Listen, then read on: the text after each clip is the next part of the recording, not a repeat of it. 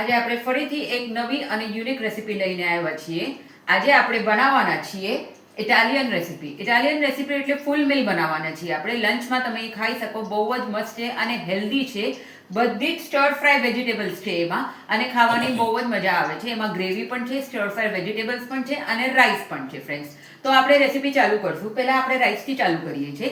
તો રાઈસ બનાવવા માટે અહીંયા મેં 3 કલરના કેપ્સિકમ લઈ લીધા છે, ઝુકીની લીધી છે, પછી બ્રોકલી લીધી છે, બાફેલા વટાણા લીધા છે, બાફેલું સ્વીટ કોર્ન છે, બેબી કોર્ન છે, લસણ છે અને ડુંગળી છે અને અહીંયા રાઈસ બોઇલ કરીને રાખ્યા છે. હવે મેં અહીંયા એક પેન ગરમ કરી લીધું છે. એમાં 2 ટેબલ સ્પૂન જેટલું ઓઇલ નાખ્યું છે. એ ગરમ થાય એટલે આપણે એમાં હિંગ નાખવાનું છે ફ્રેન્ડ્સ. હિંગ થઈ જાય એટલે તરત જ આપણે એમાં લસણ નાખી દેવાનું છે અને ડુંગળી. આ ઇટાલિયન રેસીપી એવી છે ફ્રેન્ડ્સ કે જેની આ બધી વેજીસ છે એ ખાલી ફ્રાય કરવાની હોય આપણને. એનું એક ક્રંચ રહેવું જોઈએ કરીને એની અંદર, એ ફૂલ પાકવી ન જોઈએ કરીને. હવે હું એમાં લસણ નાખી દઉં છું. લસણને એક ક્વિક દેશું આપણે કે તેલમાં એનું ફ્લેવર મસ્ત આવી જાય કરીને.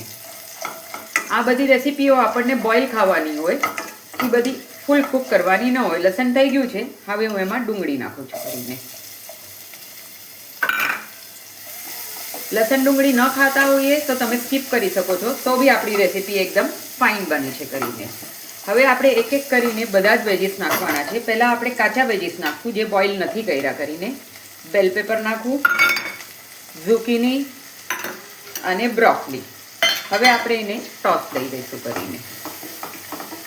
એકદમ મસ્ત બધું લસણમાં અને ડુંગળીમાં ફાઇન મિક્સ થઈ જવું જોઈએ અને એટલું એકદમ કલરફુલ લાગશે ને બન્યા પછી કે તમને જોઈને ખાવાની આમ ઈચ્છા થશે કરીને. બધું એકદમ કલરફુલ ગ્રીન, રેડ, યલો બધા કલર્સના બેલ પેપર્સ ને બધું છે. હવે એમાં બેબી કોર્ન એડ કરીશ કરીને. આ બધું પણ આપણે સરખું મિક્સ કરી લઈશું ને હવે બાકીની વેજીસ જે વધી છે બોઇલ કરેલી, વટાણા એન્ડ સ્વીટ કોર્ન, એ એડ કરી દઈશું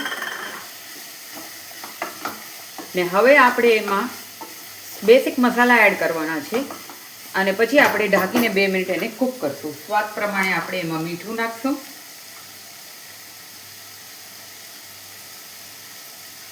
પછી આપણે એમાં ચીલી ફ્લેક્સ નાખશું ટેસ્ટ પ્રમાણે, ઓરિગેનો અને બ્લેક પેપર, કાળી મરીનો ભૂક્કો.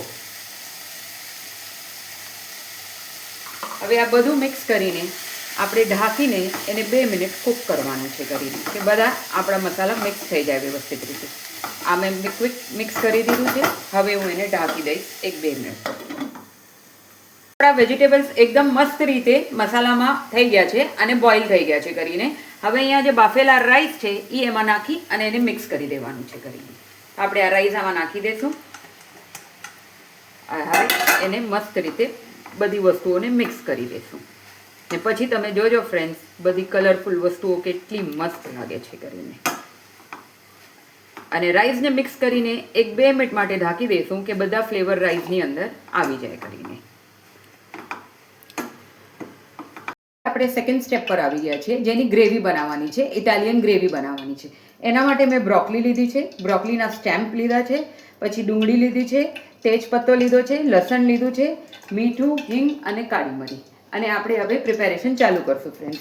પહેલાં મેં તેલ ગરમ કરવા મૂકી દીધું છે પેનમાં. એમાં થોડું આપણે હિંગ એડ કરશું. હિંગ ક્રેકલ થાય એટલે તરત જ એમાં લસણ નાખી દેવાના છે અને તેજપત્તો નાખી દેવાનો છે અને હલાવી દેવાનું છે.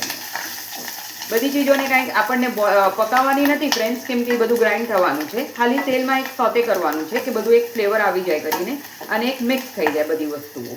હવે એમાં હું ડુંગળી નાખું છું કરીને કાપેલી. એને મિક્સ કરી દઈશ.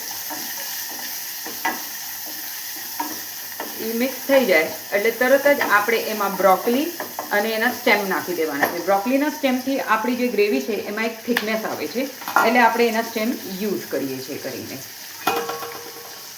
હવે એને આપણે મિક્સ કરી દઈશું અને એને મિક્સ કર્યા પછી એમાં પાણી એડ કરી દેવાનું છે અને બ્રોકલીને બોઇલ થવા દેવાની છે આપણને કે સરખી રીતે બોઇલ થઈ જાય પછી આપણે એનું એક ગ્રેવી ટાઈપ બનાવશું કરીને. તો હવે હું એમાં 1 ગ્લાસ જેટલું પાણી નાખું છું કરીને, અને પાણી એડ કરીને આપણે એમાં મીઠું અને કાળી મરી નાખવાની છે, અને બધી વસ્તુઓ હવે એક બોઇલ લાવવાનું છે આપણને. તો સ્વાદ પ્રમાણે આપણે મીઠું નાખી દઈશું, અને બ્લેક પેપર પાવડર નાખી દઈશું. હવે આપણે એને બોઇલ લાવવા દઈશું કરીને. બોઇલ આવી જાય પછી આપણે એને મિક્સી ગ્રાઇન્ડ કરી દેવાની છે. તો વ્યવસ્થિત બોઇલ થઈ ગઈ છે. એમાં જે તેજપત્તું નાખ્યું છે એ મેં કાઢી લીધું છે ફ્રેન્ડ્સ, એને આપણને ગ્રાઇન્ડ નથી કરવાનું. હવે આ બધી વસ્તુ આપણે એક મિક્સરમાં ટ્રાન્સફર કરી દઈશું, અને એની એક પેસ્ટ બનાવવાની છે આપણને.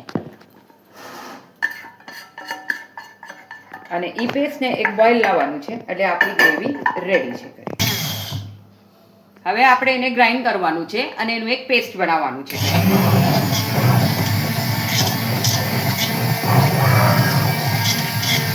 હવે આપણો ગ્રેવીનો પેસ્ટ રેડી થઈ ગયું છે. હવે આપણે આને એક બોલમાં ટ્રાન્સફર કરશું અને એક બોઇલ લાવવા દેવાનું છે. બીજી કોઈ વસ્તુ એડ નથી કરવાની. સ્વાદ પ્રમાણે મીઠું નહીં તમે ચેક કરી લેજો. તીખાશને મીઠું જો તમને ઓછું લાગતું હોય તો તમે કાળી મરી કાં સોલ્ટ એડ કરી શકો છો. હવે આપણે એને એક મસ્ત બોઇલ આવવા દેવાનું છે, અને આપણી ગ્રેવી રેડી થઈ ગઈ છે રાઈસ હારે ખાવાની. પછી આપણે નેક્સ્ટ સ્ટેપ ચાલુ કરશું કરીને. હવે આપણી આ ગ્રેવી રેડી થઈ ગઈ છે બ્રોકલીની. આપણે ગ્રાઇન્ડ કરીને ક્વિક એને એક બોઇલ આપ્યું હતું ફ્રેન્ડ્સ.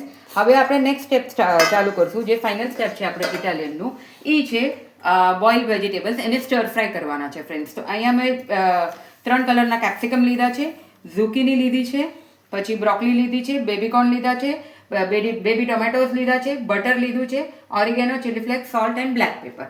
અને અહીંયા મેં પેન ગરમ કરવા મૂકી દીધું છે. ફ્રેન્ડ્સ, આપણે રેસીપી ચાલુ કરશું. આપણે આ બધી ચીજો બટરમાં સોતે કરવાની છે, એટલે એનું ટેસ્ટ બહુ ફાઇન આવે છે કરીને. અમે અહીંયા બટર નાખી દીધું છે ફ્રેન્ડ્સ, અને બટર આપણું ઓલું થાય પેનમાં સરખું મેલ્ટ થઈ જાય એટલે બધા વેજીસ એમાં ટોસ કરી દેવાના છે ટર્ન બાય ટર્ન આપણને ફ્રેન્ડ્સ. ઓકે, તો પહેલાં હું એમાં ઝુકીની ને બ્લેક બેબીકોર્ન નાખું છું. બધા જ વેજીસ એકદમ ક્રંચ આવવું જોઈએ. બધા બોઇલ છે એટલે ફટાફટ ટોસ થઈ જશે ફ્રેન્ડ્સ, એટલે બહુ બધી વાર આપણને એને કૂક નથી કરવાનું. અને બેબી ટોમેટોઝ એકદમ લાસ્ટમાં નાખવાના છે, કેમ કે એ તરત સોફ્ટ થઈ જશે તો ખાવાની મજા નહીં આવે આપણને. આ મેં એને ટોસ કરી દીધું છે. હવે એમાં આપણે મસાલા નાખશું. સ્વાદ પ્રમાણે મીઠું, પછી ચીલી ફ્લેક્સ તમારા ટેસ્ટ પ્રમાણે. ઇટાલિયન રેસીપીમાં ચીલી ફ્લેક્સ, ઓરિગેનોનું વપરાશ બહુ જ થાય, બ્લેક પેપર. આ 3 વસ્તુથી જ લગભગ આ બધી વસ્તુઓ રેડી થાય છે કરીને. અને બ્લેક પેપર. હવે આપણે એને મિક્સ દઈ દઈશું કે બધા મસાલા આપણા વેજીસને લાગી જાય. અને પછી 2 મિનિટ પછી લાસ્ટમાં ટોમેટો નાખી એને એક મિક્સ દઈ દઈશું, અને આપણે એને બંધ કરી દઈશું કરીને. તો આપણું આ સ્ટર ફ્રાય રેડી છે કરીને.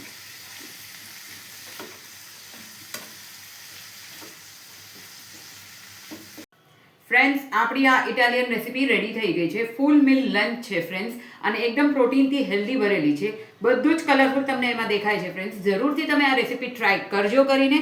તમને ખાવાની બહુ જ મજા આવશે, અને કમેન્ટમાં મને જણાવજો કરીને. અને એની ડિટેલ હું તમને કમેન્ટમાં આનું ડિટેલ હું તમને મેસેજમાં બધું જ મોકલાવીશ કે મેં કેટલું કાંઈ લીધું છે અને માર્ક્સ શું રાખ્યું છે ફ્રેન્ડ્સ. જો તમને મારા વિડીયો ગમતા હોય તો મારા વિડીયોને લાઇક કરજો, શેર કરજો, કમેન્ટ કરજો, અને ડેફિનેટલી સબસ્ક્રાઇબ કરજો. ભૂલતા નહીં ફ્રેન્ડ્સ. ચલો તો મળીએ કાલે નવો વિડીયો સાથે. Bye bye.